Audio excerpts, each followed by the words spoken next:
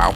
We're driving through a desert pursued by a spaceman, a man in an astronaut suit. He came down from the clouds in a silver ship all on fire like the sun. And we just laughed and laughed like we were watching a falling star burning up on entry into the Earth's atmosphere. But then he pooped down right beside us in the middle of the nothing of the desert, and he emerged with murder cleanly written across the front of his helmet. So I guess he was reading Red Rum in reverse, like in that movie about that not-so-pleasant holiday in the mountains.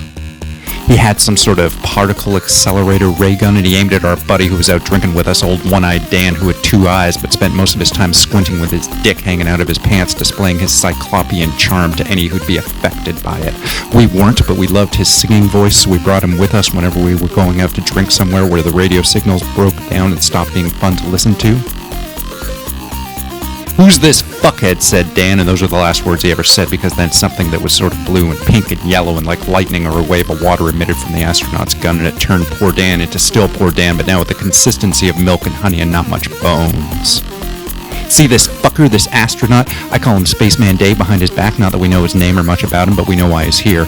He aimed his ray gun at us, at me and at her, and he said, 'Where's the fucking peace?' And we knew just what he meant. A week ago, I found what I thought was a rather ingenious brain teaser mental puzzle buried out in a depression in the sand.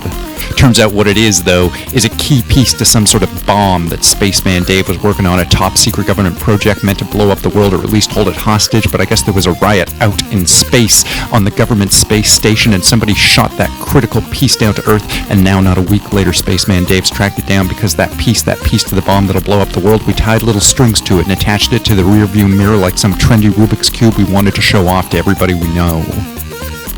Some of this I gleaned from insights projected through the daily news that shows every night, and some of it came across in the grim finality to the way Spaceman Dave approached his task, which was us, and killing us off, and maybe all of us, one by one, piece by piece. But that ain't our style, so the girl that I'm attached to emotionally, her name's lost to time, but we call her Rachel. She pulls out her own weapon, a big old .45 caliber handgun, like in that movie about that guy from those songs the Gorillaz used to sing, and she put a bullet into midair right next to Spaceman Dave's spaceman helmet, and she put another into his leg, and that's what gave us the time to buckle back into the car and take off into the distance, leaving that weird cunt way behind us. But I got a look at him as she slammed on the accelerator pedal, telling the rear tires to spit gravel out behind us like a fireworks show of small rocks, and that look that I got was 100% bad news. See, there's not just a man inside that spacesuit, there's something else inside of it with him, something with a billion fluid little limbs running over his skin and probably through his veins, and I caught a glimpse of it sealing up the suit where her bullet punctured the seal.